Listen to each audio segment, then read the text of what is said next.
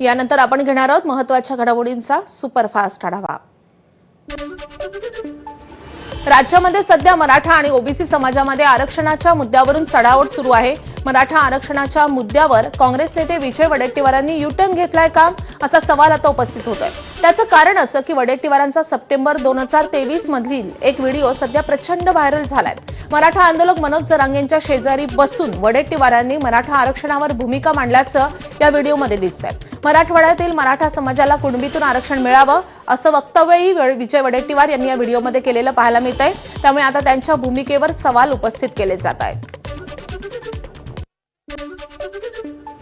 विशेष करून या मराठवाड्यातील जो निजामाच्या काळात कुणबी म्हणून होतं, तुम्ही घेतला नाही, विदर्भातल्या लोकांनी घेतला, त्याचा आनंद घेतला, त्याचा म्हणजे त्या आरक्षणाचा फायदा घेतला, तुम्ही घेतला नाही।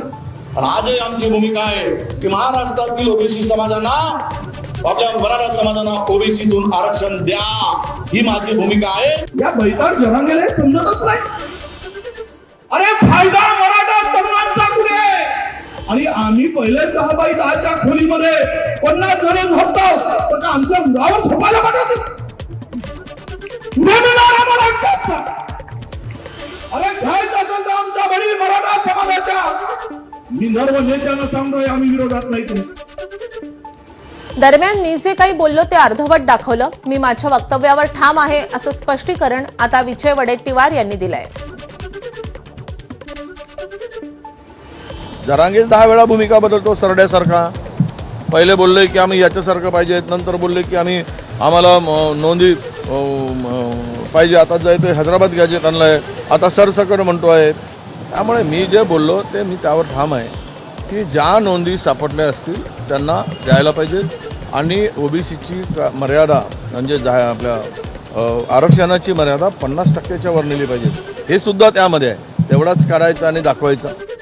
मुस्लिम समाजाबद्दल वादग्रस्त वक्तव्य करणारे आमदार संग्राम जगताप यांना पक्षानं नोटीस बजावल्यानंतर त्यांनी आपल्या वक्तव्याचं स्पष्टीकरण दिलंय। आपल्याच लोकांकडून खरेदी करण्याचं आवाहन मुस्लिम समाजानेही केलेलं होतं। ईदवेळी तशी पत्रकं वाटण्यात आली होती असा दावा त्यांनी केलाय। अहिल्यानगरामध्ये नवरात्रोत्सवात जाणीवपूर्वक फलक लावले। काही दिवसांपूर्वी रस्त्यावर गोमांस टाकलं। या लोकांना इथे शरिया कायदा हवाय का, असा सवालही त्यांनी उपस्थित केलाय। त्यांच्यातल्या काही जबाबदार लोकांचं त्यात सांगितलं, जिम्मेदार लोकांनी पोहोचाय, तर आम्ही त्या जिम्मेदार लोकांना भेटलो त्यावेळेला, त्यांना सांगितलं की तुम्ही हे थांबवा, असं करू नका, याच्यातनं जातीवाद पसरण्याचं काम होतं। पण ते थांबले का? मग आपण 1 वेळा सांगू, 2 वेळा सांगू, 3 वेळा सांगू, आता किती वेळा सांगणार? मग आपणही सांगितलं, काय सांगितलं की आपल्या लोकांनी आपल्या लोकांकडून खरेदी करा। दरम्यान संग्राम जगताप यांचं वक्तव्य पक्षाच्या विचारधारेला धरून नाही, अशी प्रतिक्रिया उपमुख्यमंत्री अजित पवार यांनी दिली आहे। हे पक्षाच्या विचारधारेला धरून नाहीये, याबद्दल आम्हाला त्यांना नोटीस काढावी लागेल असं मी सांगितलेलं होतं। तशा पद्धतीनं नोटीस काढलेली आहे। शेवटी तुम्ही एका राजकीय पक्षाचे सभासद असला, सदस्य असला, तर त्या पक्षाच्या विचारधारेपासून तुम्ही काही जरी बोलायला लागला तर कुठलाही पक्ष, कुठलाच पक्ष ते सहन करणार नाही, म्हणून नोटीस दिलेली आहे। काही प्रोसिजर असते, नोटीस दिल्यानंतर त्याला काय उत्तर येतं ते उत्तर आल्यानंतर आम्ही निर्णय घेऊ।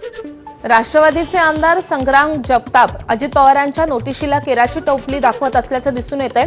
जगतापांनी केलेल्या वक्तव्यानंतर पक्षानं त्यांना कारणे दाखवा नोटीस बजावली आहे। अशातच जगताप आज शिर्डीमध्ये हिंदू समाजाच्या आक्रोश मोर्चामध्ये सहभागी होत आहेत। संग्राम जगतापांनी एमआयएमच्या टीकेलाही जोरदार प्रत्युत्तर दिलंय। काही दिवसांपूर्वी एमआयएमचं बोकड इथे बडबड करून गेलं। अहिल्यानगरामध्ये डॉक्टर आंबेडकरांचा अपमान झाला तेव्हा हे लोक बोलले का, असा सवालही त्यांनी उपस्थित केलाय। एमआयएमचा आमदार आहे आणि हीच एमआयएमची बोकडं ही आपल्या अहिल्यानगरमध्ये त्या दिवशी आली। एक हैदराबादहून मोठं बोकुड आलं, खुराड झालेलं बोकुड आलं, आणि एक इकडे एक छत्रपती संभाजीनगरचं एक बोकुड आलं। ते बोकड आलं आणि ते काहीतरी बडबड बडबड बडबड करत, त्याला वाटतं आपण बोललंच पाहिजे, नाही बोललं तर आपल्यालाही लोक विचारायचे नाही। रामदास कदम सत्तेसाठी लाचार आहेत, जे स्वतःच्या भावाचे झाले नाही ते तुमचे काय होणार, असा टोला भास्कर जाधवांनी रामदास कदम यांना लगावलाय. तर लायकी नसताना बाळासाहेबांनी रामदास कदमांना आमदार बनवलं, पण त्यांनी बाळासाहेबांबाबत केलेलं वक्तव्य महाराष्ट्राला आवडलं नसल्याचे भास्कर जाधवांनी म्हटलंय. अरे हा सख्या भावाचा झाला नाही. सख्या भावाला सुद्धा यांनी खोटे आरोप करून जेलमध्ये टाकला. राजेश पालकर, अरे तुमच्यासारख्यांचा तो कधी जिंदगीत होऊ शकत. मी याला कॅलिफोर्निया करतेला कॅलिफोर्निया केला होता ना, त्याचं वृद्धाश्रमाच्या बाजूला घर कोणाचं बांधलं नव्हतं. कॅलिफोर्निया तुला करावं ना, मशरूम